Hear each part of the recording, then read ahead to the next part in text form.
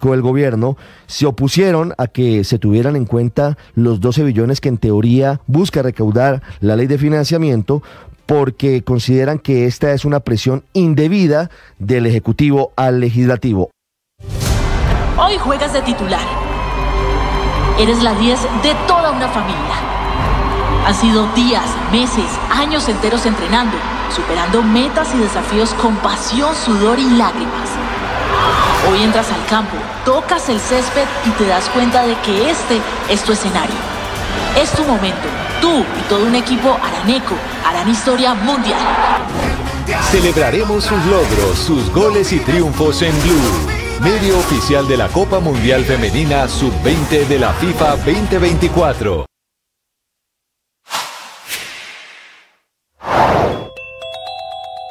Crisis energética en el país. El nombre del nuevo interventor de aire que se acaba de conocer por parte de la Superintendencia de Servicios Públicos, Carlos Diago, asumirá a partir de los próximos días el manejo y el control de esta empresa que provee energía eléctrica al departamento de Atlántico, a La Guajira y al departamento de Magdalena. Mientras que desde Afinia, manejada y controlada por EPM, su socio Federico Gutiérrez, alcalde de Medellín, dice que está dispuesto a vender el 100% de las acciones al gobierno nacional. Señala que la situación en materia energética en la costa Caribe es difícil, dice que la situación necesita medidas urgentes. Ahora lo que falta saber es si el gobierno tiene la plata y tiene la decisión de comprar las acciones de Afinia, que es el otro operador, el que provee la energía al resto de la costa Caribe. Estás escuchando Blue Radio y bluradio.com.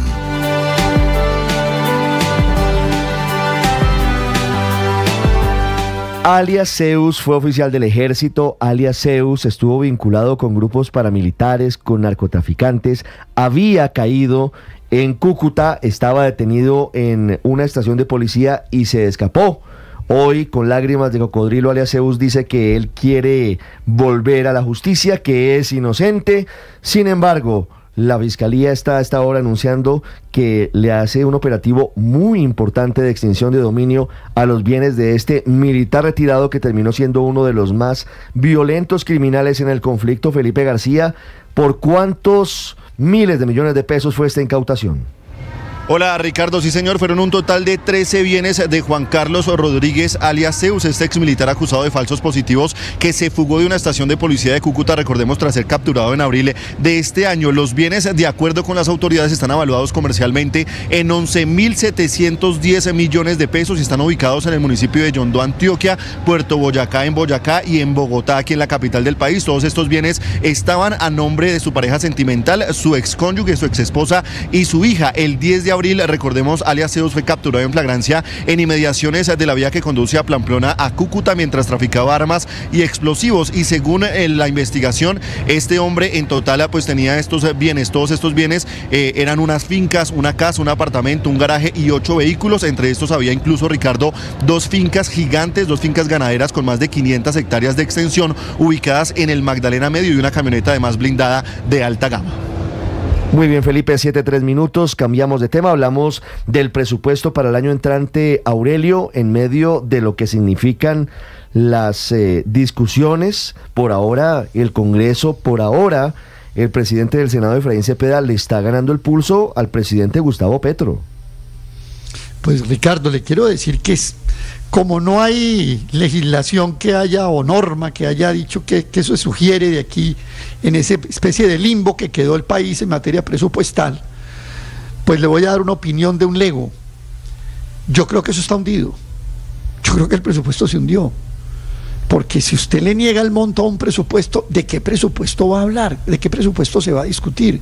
Se va a debatir. Yo realmente no veo que hoy Colombia pueda tener un presupuesto. Ya vamos a explicar qué significa si las comisiones hunden otra vez de nuevo ese monto, pues el presupuesto queda en el aire. Y lo que queda en el aire se cae.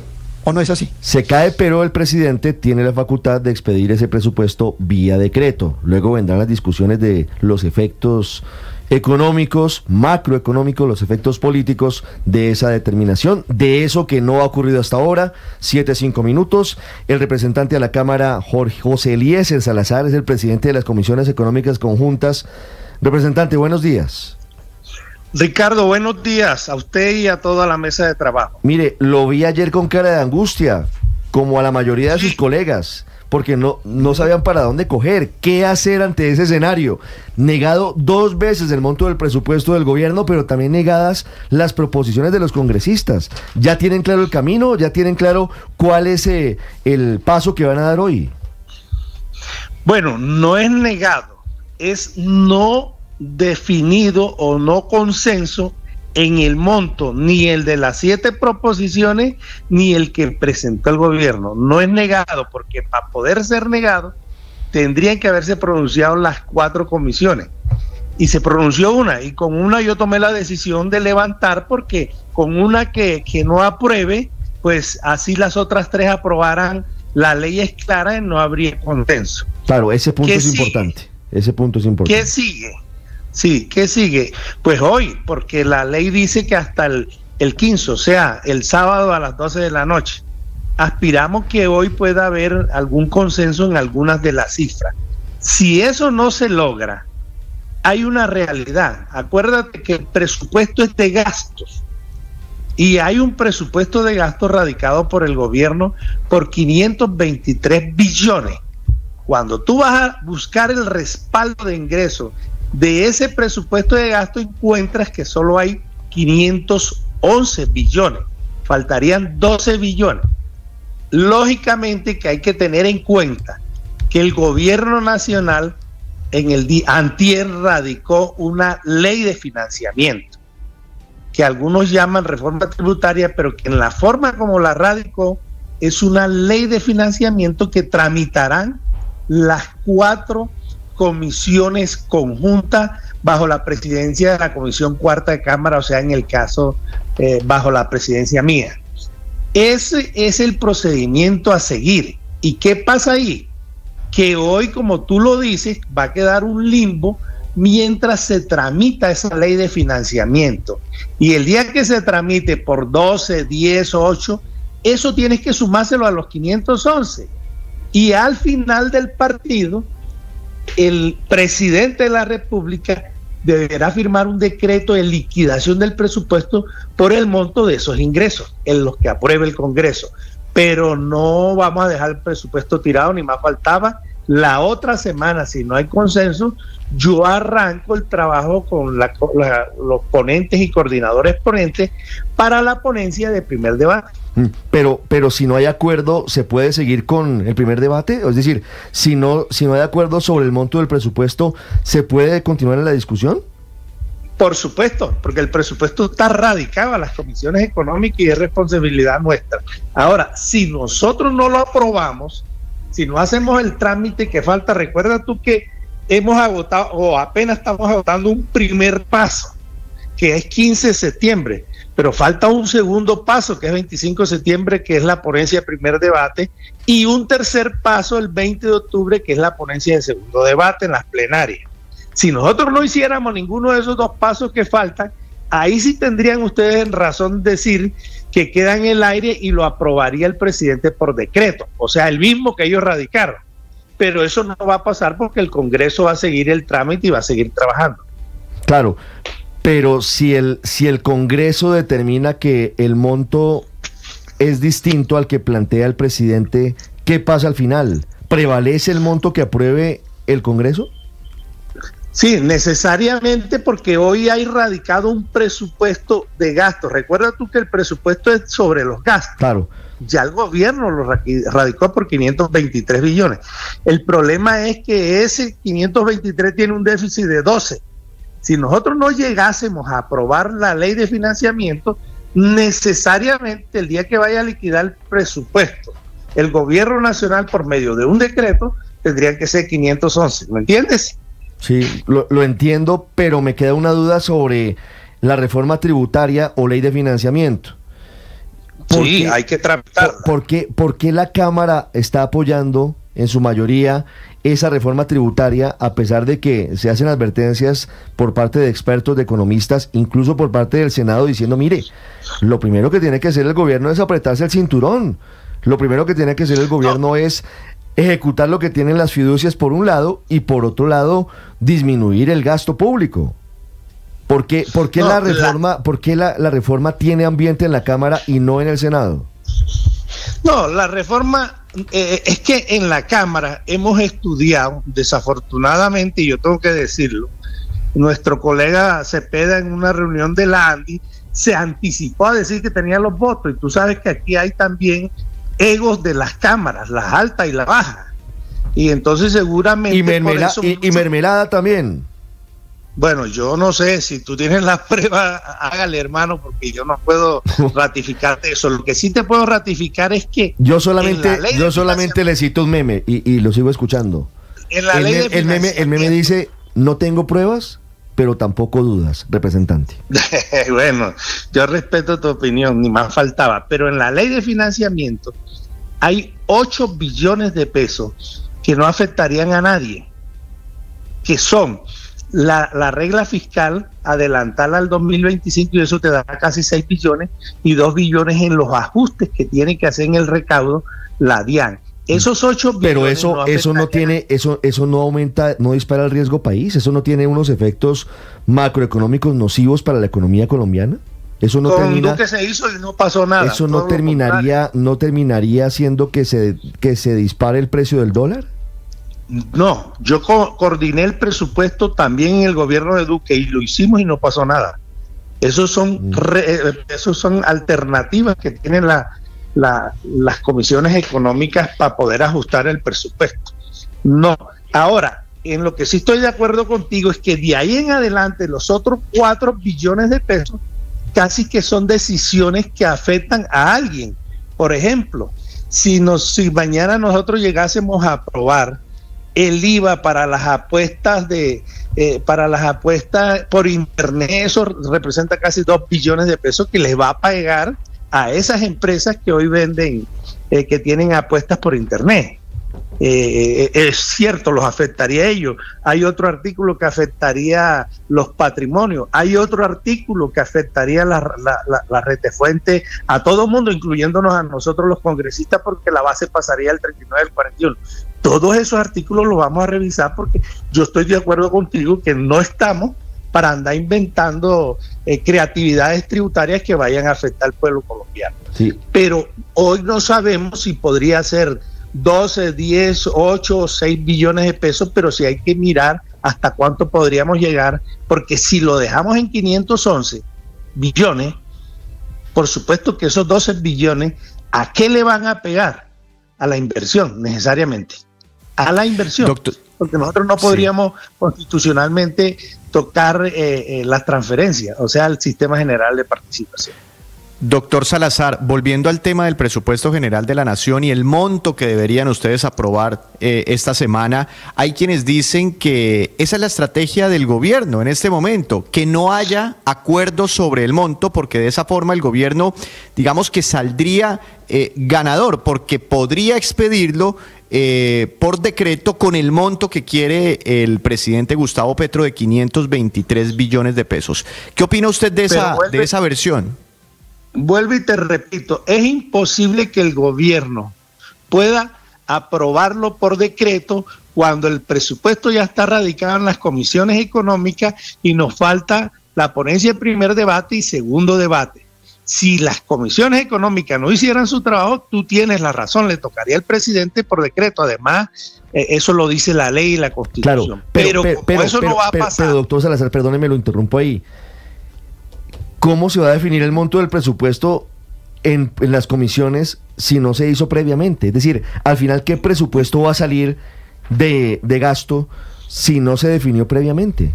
¿Cómo se va a discutir un presupuesto que ni siquiera se sabe qué techo tiene?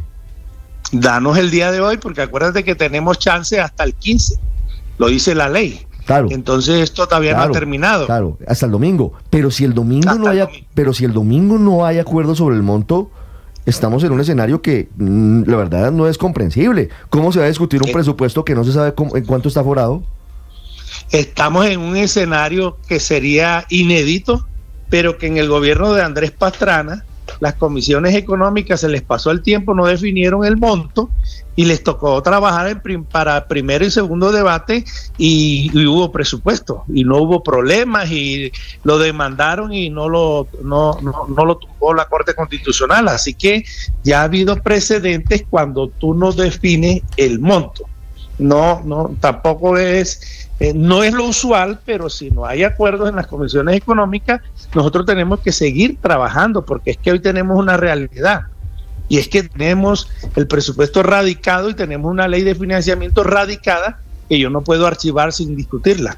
Sí, representante, usted ayer los mandó a los congresistas a consultar con la almohada, pero muchos congresistas ya tenían una posición clara. ¿Se compró tiempo para el gobierno Petro para que hoy haya una reunión, no con mermelada, pero por lo menos con desayuno, y se arregle un paso del presupuesto como lo quiere el gobierno Petro? Hermanito, no es que se haya comprado tiempo, es que yo tengo que, como presidente de las comisiones económicas, respetar la ley. Y la ley me da plazo hasta el 15 de septiembre, o sea, sábado 12 de la noche. Entonces yo no podía ayer descartar posibilidades que suceden hoy por consenso, llámalo como tú quieras llamarlo, pero el gobierno me imagino que debe estar reunido con el presidente del Congreso, con las terceras, con las cuartas, no sé. Pero eso hace parte del Parlamento. Esto es discusiones y en todas las leyes tú sabes que es lo mismo. Entonces de reunión en reunión a buscar acuerdos. Sí, pero doctor Salazar, hay muchos congresistas que tienen opiniones diferentes a la que usted nos está expresando. Dicen que si no se aprueba el monto, pues que se acaba la discusión y ya no hay más debates para el presupuesto y se acoge, ya sea, bueno, ahí se abre otra discusión, cuál es el presupuesto que se acoge, si el presentado este año, radicado este año para el próximo año o el que nos estamos consumiendo en el 2024. Pero para que haya un acuerdo, ¿usted cree que si el gobierno, y esta es mi pregunta, doctor Salazar, si el gobierno llega hoy con su misma propuesta de los 523 billones de pesos, ¿qué cree usted que vaya a pasar? ¿Cuál es al final su reflexión para todos? No, pero hablemos sobre supuestos legales, porque tú estás haciendo un supuesto que no existe en la ley. El supuesto que hoy existe ni siquiera en la ley, en el artículo 364 de la Constitución. El supuesto que existe es que si el Congreso mañana, por ejemplo, yo hoy levantara la sesión y dijera hasta aquí llegaron, no hay más trabajo, por supuesto que le damos la posibilidad y la oportunidad al presidente de la República que lo saque por decreto, y eso no va a suceder, por lo menos mientras yo sea presidente, no voy a permitir eso, porque eso se llama dictadura fiscal. Y tenlo por seguro que un presupuesto donde no participe la discusión del Congreso, la Corte Constitucional lo va a devolver, lo va a objetar y tendría que adoptar el del año 2024. Pero bueno, si los congresistas no hiciesen nada, si no hiciésemos nada y nos quedáramos quietos, el 20 de octubre el presidente sacaría el decreto y aprobaría el presupuesto de gasto por 523. Pero desfinanciado, ¿no? Desfinanciado. Y después tendrían al año siguiente, por allá en enero, sacar un decreto de liquidación del presupuesto y reducirlo a 511. Entonces, eso no va a suceder porque te repito que vamos a trabajar juiciosos hasta el 20 de octubre, que es el plazo máximo para definir ponencia de primero y segundo debate, pero la otra semana también yo voy a convocar a los presidentes de las otras 3 comisiones para que definan cuáles son sus ponentes y coordinadores ponentes y enfrentar la discusión de la ley de financiamiento. No hay nada que hacer. Esas son las alternativas legales que tengo. 7:18 minutos. Bueno, no. Otra alternativa que podría existir es que el gobierno se comprometiera a reducir el gasto. Porque pide y pide plata para el bolsillo de los colombianos. Ya estamos hablando de que el impuesto al carbono haría que aumente otra vez el precio de la gasolina y del diésel. Y todos como Johnny Walker, tan campantes. El gobierno pide y pide plata y el Congreso aprueba tributarias. Representante Salazar, muchas gracias. Pero venga, antes que me corte, esa es otra alternativa y tú tienes razón. La Comisión Cuarta... ¿No debería ser la primera alternativa antes de clavar con más impuestos a la gente? Ayer propuso que los 12 billones los bajáramos a los 8 que yo te conté al principio, que no afectarían a ningún sector de la economía de Colombia, y sigue pensándolo. Es posible que hoy llevemos la sorpresa que el gobierno diga, bueno, de los 12 lo bajo a 8. Y ya ahí pero ¿esa es su expectativa o usted tiene información de que el gobierno se va a bajar a 8 billones? ¿Aló? ¿Usted tiene información de que el gobierno se va a bajar a 8 billones? No, yo no tengo información. Te estoy diciendo que es otra alternativa. Su esperanza, claro, la expectativa. ¿Usted ve al presidente Petro cediendo? Que no sería 511 ni 523, sino seguramente 519, que fue lo que propusimos los miembros de la Comisión Cuarta. Entonces, esperemos a ver qué pasa hoy. Pero eso ayer también se negó, ¿no? Esas propuestas intermedias ayer se negaron. Sí, pero es que se negó por una comisión. Sí, pero si una comisión lo niega, queda negado. No, pero si hoy alguien presenta 518-500 o 519-500, ya es una cifra distinta. Bueno. Y a mí me toca someter a votación. Es cierto. Pues tendremos que esperar lo que ocurre el día de hoy. ¿Para qué hora citaron la sesión, representante Salazar? 9 de la mañana, Ricardo. 9 de la mañana, estaremos muy pendientes. Muchos éxitos, mucha suerte, representante. Hombre, con mucho gusto, Ricardo. 7:21, ofrezco disculpas a los oyentes si se pierden un poquito en un tema que es complejo, que es ladrilludo, Aurelio, pero que es importante, sin duda, con todo lo que está ocurriendo hoy. No hay plata. Sí, Ricardo, porque es que no hay elemento, no hay muestra de cómo son las políticas de un gobierno si no es en el presupuesto. El presupuesto plasma lo que un gobierno quiere. Y precisamente ese es el gran debate. Un gobierno que quiere subir el gasto de funcionamiento en el 6% entre el año 2024 y el año 2025 y quiere reducir el gasto de inversión en un 17%. Es decir, cuando ya el doctor Salazar, representante al Cesar del Grupo Génico, el doctor Salazar nos entra pues a decir es un presupuesto de gastos, pues resulta que es que el gasto que está disparado es el de funcionamiento. Si usted me perdona, Ricardo, un minutico, le voy a dar el siguiente dato. El año pasado, en el año 2024, por cada 3 pesos de funcionamiento se gastaba 1 en inversión. Ahora son 4 pesos de funcionamiento por 1 de inversión. Entonces esa proporción no puede seguirse dando. Si el presupuesto es de gasto, aquí lo primero que el gobierno tendría que hacer es me aprieto el cinturón. Claro, pero tiene 1 millón de empleados. Al representante Salazar. Claro, y 204,000 contratos por servicios. Entonces cuando tiene 1 millón de empleados y 204,000 contratos por servicios, pues realmente pues eso no tiene una explicación para un país que está en una situación fiscal tan difícil, que tiene una cantidad de partidas, y esto es bueno que los colombianos lo sepan, el presupuesto es muy rígido, hay una cantidad de partidas que no se pueden modificar, la plata para la educación, la plata para la salud, la plata para la seguridad y la defensa, es decir, el margen es muy bajito, y el gobierno prefiere sacrificar inversión, incluida inversión social, pero Aurelio, y no sacrificar funcionamiento. Luis Ernesto. Para integridad del debate es importante tener en cuenta que el servicio de deuda hace parte del funcionamiento, no es inversión. Y pues es una partida bastante importante. Entonces creo que esa comparación es válida, pero con matices. Y Ricardo, qué pena, este es un debate. El servicio de deuda va por aparte de funcionamiento. Me da pena con usted. Estás haciendo una comparación en la cual separas inversión. Lo que tú pagues de deuda no lo puedes invertir, Aurelio. Lo que tú pagas de deuda no lo puedes invertir. Correcto, el funcionamiento son 327 millones, el servicio de deuda son 112 y la inversión son 82. Exacto, y ese dato es muy importante porque lo que se está comiendo la capacidad del Estado colombiano de invertir es justamente que la deuda es alta. ¿Me permite un datico? Una interpelación, por eso yo no metí los 112 en mi cuenta. Metí los 327 contra los 82. Los 112 los dejé quieticos en lealtad de la discusión. Pero además no es el servicio de deuda no es funcionamiento. Entonces, técnicamente. Por 4 pesos de funcionamiento. A ver, María Consuelo, para que quede claro. 1 de inversión. 4 funcionamiento, 1 de inversión. Así es. 4-1. Pero es importante que los colombianos entiendan que lo que realmente hoy le pega más a la inversión no es que el gobierno pues está gastando todo en burocracia, como se ha dicho. Sí, ha incrementado la burocracia, pero también lo que más come la inversión es que hay un alto servicio de deuda. Sin embargo, Ricardo, yo creo que es muy importante, porque este es un debate muy técnico, que los colombianos entiendan lo primero, y es que tenemos hoy en Colombia algo que es positivo y que debemos celebrar, y es que está funcionando la democracia, los pesos y los contrapesos.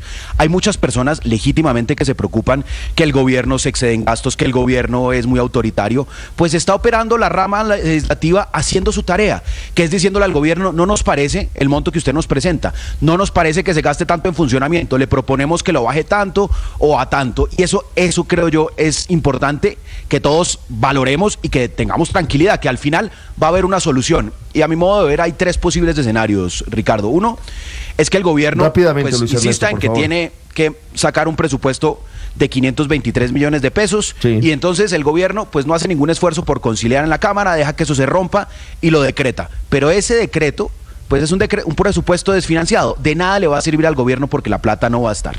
La segunda opción es que el Congreso no le va a aprobar en ese primer escenario una ley de financiamiento. Pero además los están Exactamente. braviando. No, porque sería una ruptura con el legislativo. En ese escenario el gobierno se va con un decreto con mucho orgullo y mucha dignidad, pero pues sin plata, digamos que no seguramente la Corte echará para atrás. Exacto. Lo segundo, no creo que la Corte eche para atrás el decreto porque esa facultad es constitucional, Alberto. El segundo escenario es que sí va a pedir que sea el que se aprobó el año pasado. Ten la certeza.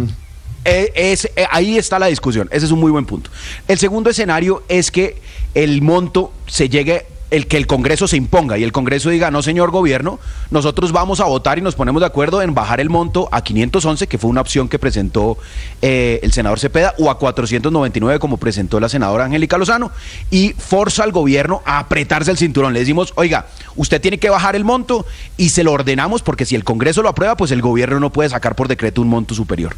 Y el tercer escenario, que yo creo que es probable, yo hoy lo veo como el más probable, es que de alguna manera en ese tire y afloje el gobierno y el Congreso se ponen de acuerdo sobre un monto, como el que nos mencionaba aquí el representante, que es quizá bajar 5 billones o 6 billones, y acto seguido tramitan la ley de financiamiento. Pero en todo caso, no nos hagamos esperanza que no va a haber otra ley de financiamiento o tributaria.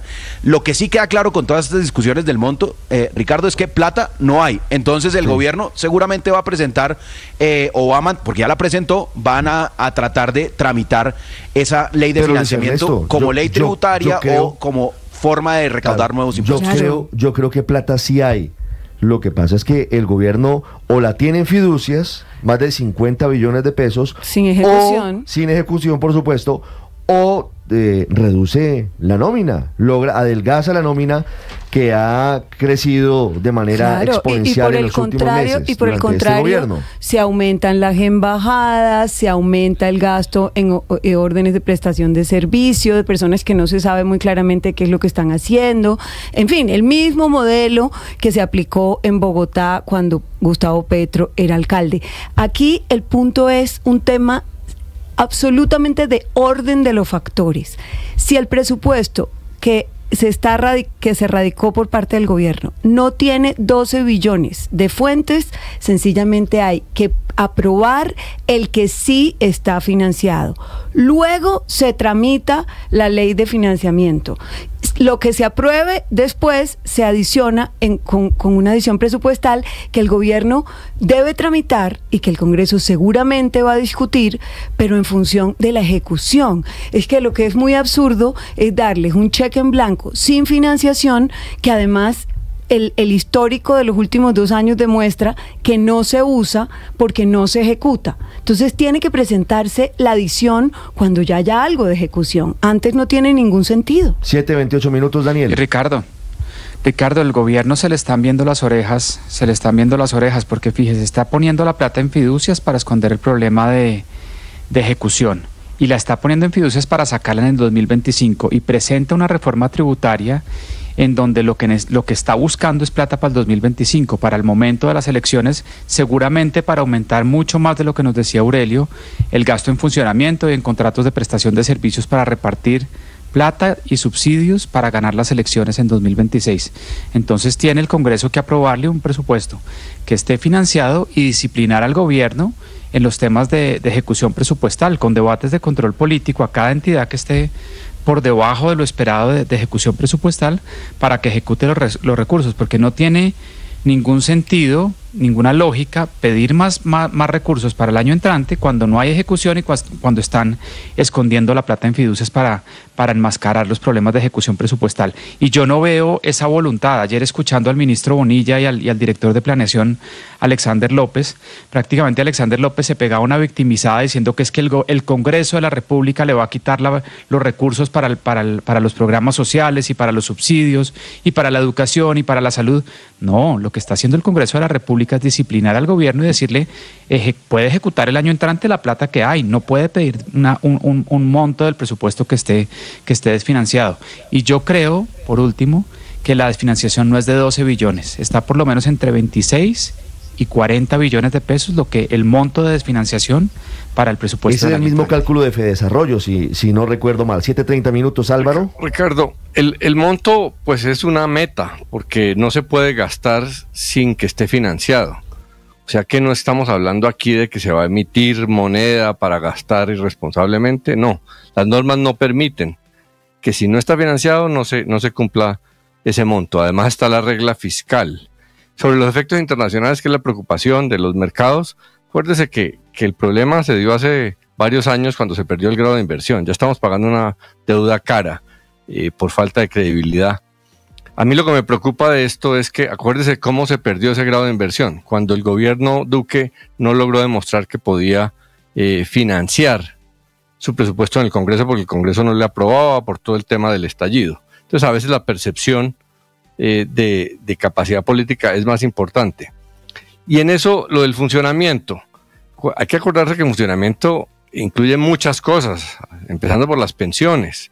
Eso no es solamente burocracia, que es la narrativa siempre para tratar de desestimular el gasto público. Sobre el tamaño del Estado colombiano, es pequeño comparado con otros. Y los gobiernos de izquierda pues buscan aumentar el tamaño del Estado porque creen que el Estado es necesario, así como la derecha considera que hay que ahorcarlo a lo mínimo. Y en Colombia, sobre todo a nivel nacional, es muy pequeño porque los ministerios básicamente hacen política y no operan. Entonces, esta discusión es válida, es buena. El gran talón de Aquiles del gobierno obviamente es su capacidad de ejecución, pero pues el Congreso va a llegar a una solución, porque la verdad es que este y los demás congresos en Colombia han tendido a ser voraces en generar mayor gasto. Por eso se ha triplicado en los últimos 3 gobiernos el presupuesto. Pero repito, si se pusiera una meta que no se cumple, igual no se va a poder gastar. Entonces termina siendo una cifra inocua, porque al final lo que determina el volumen de gasto es la capacidad de financiar ese gasto. El lío de esta oportunidad, Ricardo, es que no hay cómo financiar el presupuesto. Ese es el problema. Hoy no hay cómo financiar el presupuesto, o al menos ese excedente. Yo voy a enfocarme. 7:32, Aurelio, le pido que se enfoque muy brevemente, porque tengo en línea al agente interventor de aire, que acaba de ser nombrado por la Superintendencia de Servicios Públicos, hablando de la crisis energética en la costa Caribe. En el gasto de personal, como se está diciendo que hay que mirar que lo de la deuda, que una cosa, que otra, entonces pongámonos en el gasto de personal, en el 1.000.000 de empleados y en los 204.000 contratos por servicios. Va a crecer el gasto de personal el 9,3%, mientras el presupuesto en total apenas crece el 3,9%. Y eso que hay una cosa, este ejercicio que está haciendo la Cámara y el Senado y el gobierno es un ejercicio sobre la base del presupuesto de 503 billones, pero no se le olvide que esos 503 hubo que bajarle 20, o sea que si usted lo hace sobre 483, pues ni hablemos todo lo que está pasando. Lo de funcionamiento y lo de personal se mantiene incólume y todo lo demás fue castigado. Luego, la verdad es que este presupuesto tiene un problema estructural de distribución de partidas, por supuesto amarrado al servicio de la deuda de 112 billones, que implica una reorganización del presupuesto para que los colombianos no seamos castigados con más impuesto a la gasolina y más impuesto del diésel para pagar los 204.000 contratos por servicios y el 1.000.000 de empleados. 7:34 minutos, ya regresamos en Mañanas Blue. Estás escuchando Blue Radio. Escanea este código y suscríbete a nuestro canal de YouTube, @Blue Radio Co. Y disfruta y participa de la programación de Blue Radio. Blue Radio, le ponemos cara a la radio. Blue Radio, la alternativa. Que podría ser la estrella en ascenso. Por otro lado, saludarlos, aquí estamos desde Mañanas Blue, enseguida.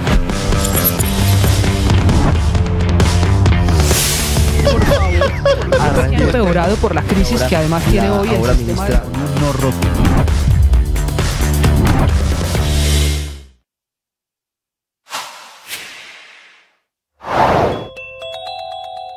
Amanecemos en medio de una tormenta política y económica, porque en un hecho inédito está siendo negado en 2 oportunidades hasta ahora el monto del presupuesto general de la Nación para el año entrante, para el 2025, por parte del Congreso de la República, de las comisiones económicas del Senado y de la Cámara de Representantes. El monto del gobierno es 7:34 minutos de la mañana en Colombia. El funcionamiento del Estado para el próximo año, con las voces que advierten y que el gobierno reconoce de que ese presupuesto está desfinanciado en al menos 12 billones de pesos, y por eso el gobierno tramita de manera simultánea una nueva reforma tributaria, una ley de financiamiento que aumentará varios impuestos. Este hecho, que es inédito, lo que está ocurriendo con la negación del monto del presupuesto, se da porque varios congresistas se opusieron a aprobar el monto que radicó el gobierno, se opusieron a que se tuvieran en cuenta los 12 billones que en teoría busca recaudar la ley de financiamiento, porque consideran que esta es una presión indebida del Ejecutivo al Legislativo.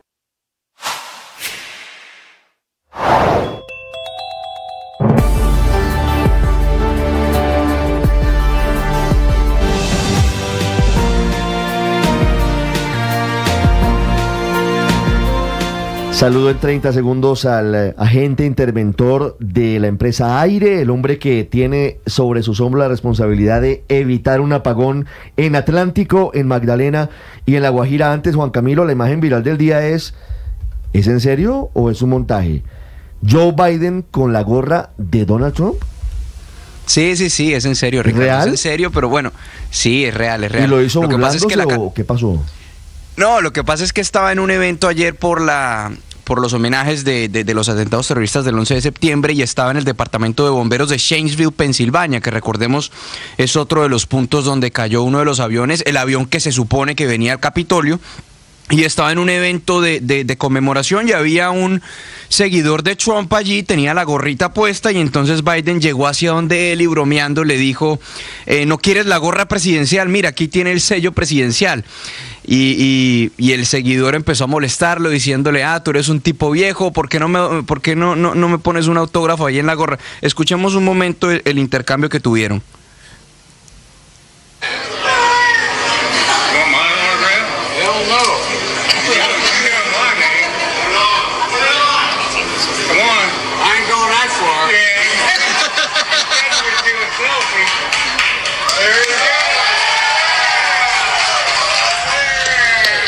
Allí cuando se escucha a la gente aplaudiendo fue justamente el momento en el que Biden se pone la gorra, porque entonces él le da su gorra presidencial, el seguidor de Trump le da la gorra de Trump, que es una gorra roja que dice Trump 2024, y le dice, ¿por qué no te la pones? Biden al principio dice, no, yo no me voy a poner esa gorra.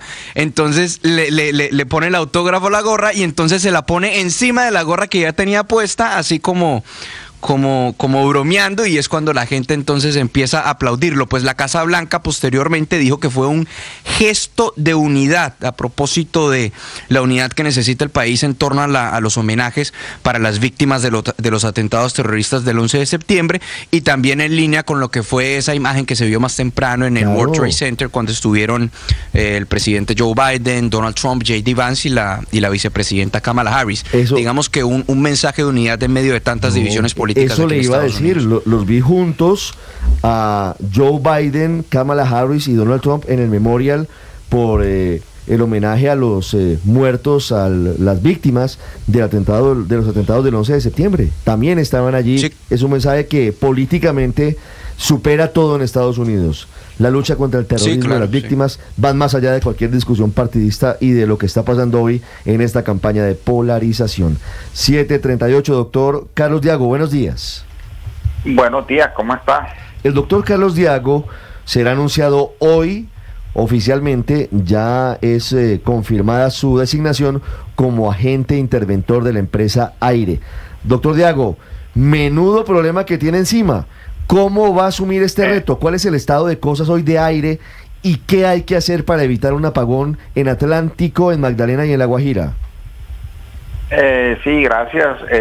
Bueno, lo primero es que ha manifestado el doctor Jaime Lombana, que es el asesor jurídico de la empresa Aire, de que ellos, más allá de esta semana, no tienen forma de garantizar la prestación del servicio. Luego, la toma de posesión por parte de la Superservicios, y me han designado como agente especial, es para preservar la prestación del servicio más allá de este tiempo tan escaso y tan corto. Hay obligaciones pendientes con el mercado de energía mayorista, tenemos obligaciones pendientes con proveedores, con contratistas, inicialmente se tomarán recursos del fondo empresarial que está previsto para estas contingencias, y se están haciendo los trámites para el giro de unos subsidios importantes para poder sostener la marcha a fin de mes, y habrá, digamos, unas revisiones un poco más de fondo para surtir el último trimestre del año, y ya a partir de ahí pues tomar ya decisiones de fondo, acciones de fondo en materia de inversiones, en materia de recuperación financiera, y esperamos también unas medidas regulatorias anunciadas para aliviar nuestra situación frente al mercado de energía mayorista. Sí. Doctor Diago, ¿cuántos recursos del fondo empresarial le van a inyectar a Aire desde el gobierno? Sí, por lo menos los necesarios para que la prestación del servicio no se detenga, y se van a expedir posiblemente se haga una extensión para no aplicar la limitación de suministro que está vigente hasta el mes de septiembre. Se va a sacar ese decreto para extenderlo un par de meses más, octubre y noviembre, de manera que tengamos chance, tiempo, oportunidad de poder tomar las riendas de la empresa y restablecerlo a una condición operativa normal o medianamente normal. Pero fíjese, doctor Diago, que lo que va a hacer el gobierno es cubrir las deudas que tiene Aire con los mayoristas, con los proveedores, con el mercado minorista. Lo que ha venido pasando, doctor Diago, para explicarles a los oyentes, es que Aire se quedó sin caja. Aire incumplió los compromisos con los mayoristas, por ejemplo, y los mayoristas le cortaron el chorro, no le siguieron vendiendo energía. Tuvo que ir a comprar en bolsa, cuyo precio es mucho más caro por el tipo de energía que se produce, y entre otras cosas por eso se dispara el precio de los recibos de la luz en la costa Caribe.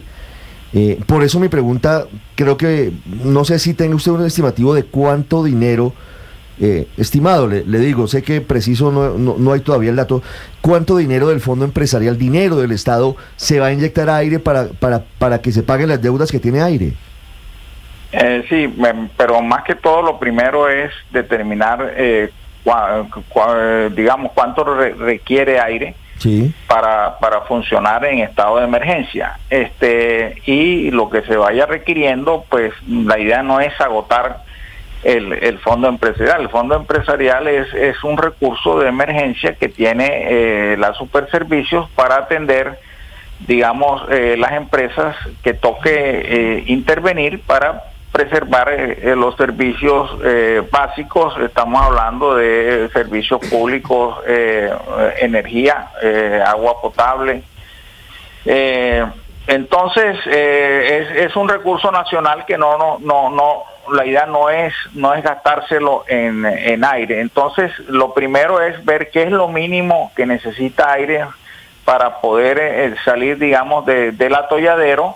Se van a hacer gestiones con el mercado de energía mayorista, ante todo preservar la prestación del servicio. Entonces, digamos, a través de un decreto, que obviamente debe ser transitorio y temporal, extender por un tiempo más, digamos, la actuación, la facultad que está establecida para la limitación de suministro, porque lo menos que queremos es empezar a suspender energía en vastas regiones de estos tres departamentos que usted mencionó al comienzo.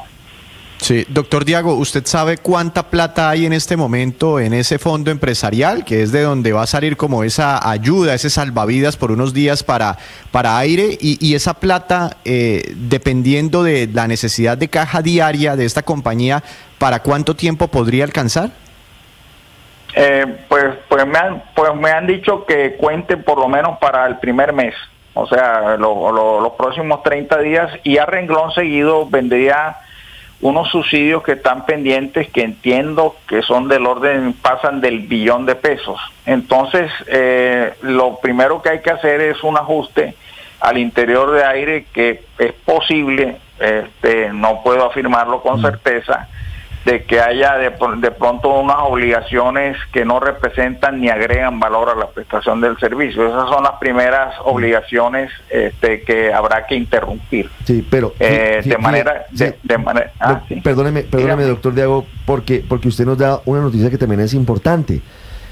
El gobierno tiene un retraso en el pago de lo correspondiente a los subsidios de los estratos 1, 2 y 3, no solo con aire, con todas las empresas de la costa Caribe, con Afinia también.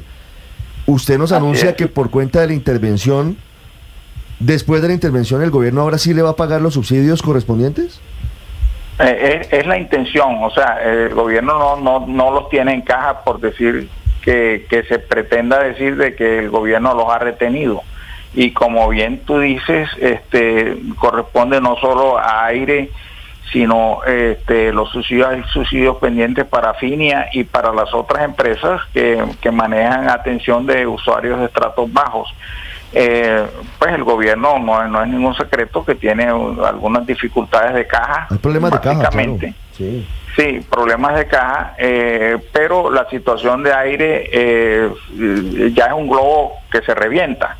Entonces, pues habrá, supongo, es lo que más se ha mencionado, que ante todo no se va a afectar la prestación del servicio. Ese es el compromiso inclusive constitucional e institucional. Pero doctor Diago, entonces, eso es clave, y eso es muy importante y nos tranquiliza a todos, sobre todo a la gente de la costa Caribe. La pregunta es, ¿cómo hacerlo? Usted nos está explicando. Lo que pasa es que aire pintó el escenario absolutamente dramático. Y el tiempo está corriendo. Sí. Básicamente, lo que dice tanto Jaime Lombana como internamente la empresa es que no tiene la capacidad de suministrar energía más allá del 20 de septiembre. Es decir, quedarían 5 días de luz para Barranquilla, para el resto del Atlántico, para Magdalena y para La Guajira. ¿Cómo va a cumplir el compromiso el gobierno de no dejar apagar esos 3 departamentos? Pero hay algo que quizá de pronto no se le ha dado la debida difusión. Es que los sistemas comerciales y operativos de aire fueron hackeados. Entonces, en este momento la empresa no dispone de una cantidad de sistemas. Por ejemplo, la facturación no se ha podido repartir la de este mes. Eso hace más grave y dramática la situación. Pero ¿esto es público? La verdad, Eso es público. Eso lo anunció el viernes pasado el señor Ríos. Por intermedio de los voceros, del vocero Jaime Lombana. Le cayeron las 7 plagas a aire. Hasta hackeo. Sí, señor, me cayó hasta la última plaga, que era, digamos, la muerte de los hijos primogénitos. También me cayó. No, pero usted no, hablo de la empresa, usted ni más faltado, usted es el interventor, pero digo a aire.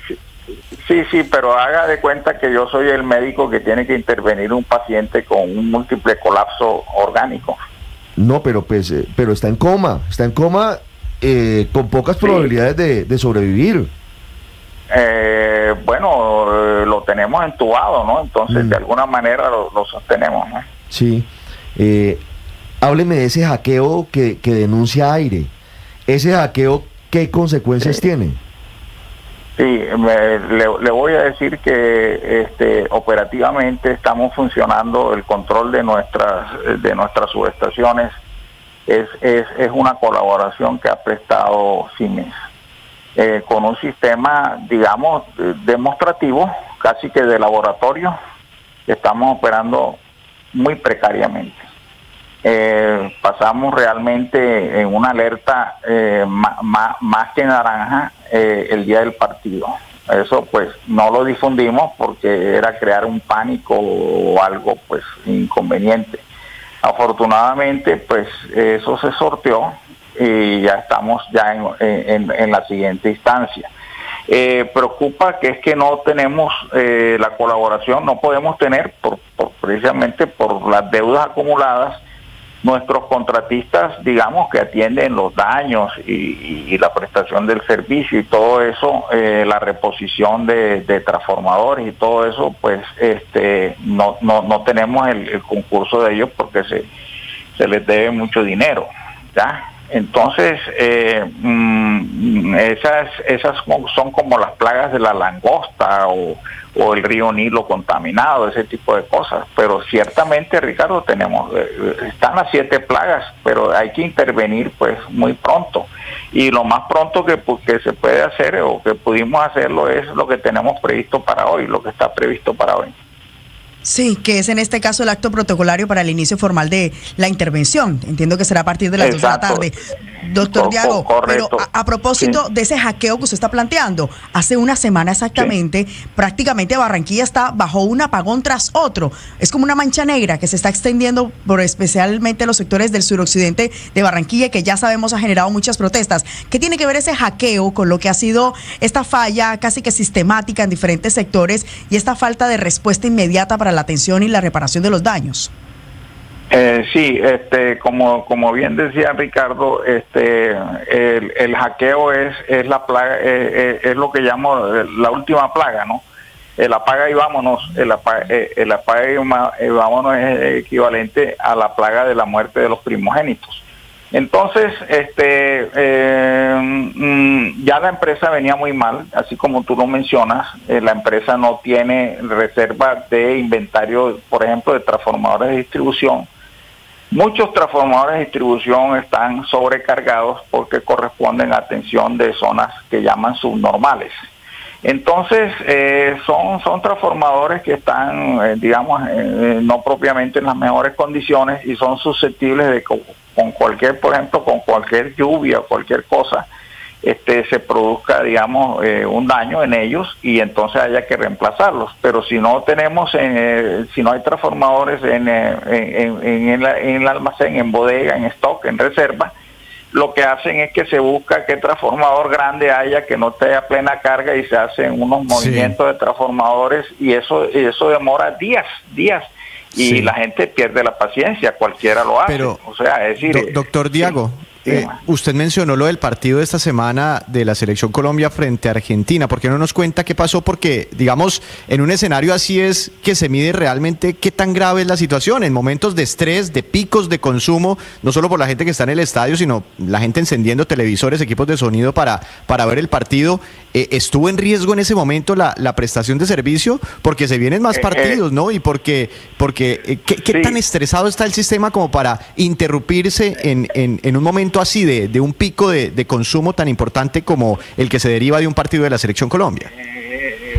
Sí, pero también, hay un fenómeno contrario, que es que la gente pues está enfocada en la atención de la transmisión de televisión, pero hay una actividad industrial que de pronto o comercial que se suspende y entonces no es que haya una mayor carga derivada de la atención de los espectadores con relación al evento que se está presentando, sino que esos espectadores están dejando de atender, de consumir en otro campo, ¿no? Sencillamente la demanda se traslada, no sé si me explico.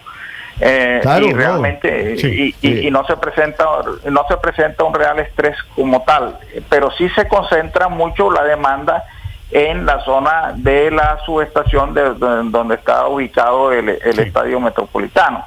Entonces nosotros establecimos en conjunto con Aire, porque fuimos advertidos de esa situación, un operativo coordinado inclusive con el Centro Nacional de Despacho y el Centro Regional de Transelca, un operativo de atención personal y vigilancia especial desde las subestaciones que se llaman 20 de julio y la de respaldo es la subestación Unión.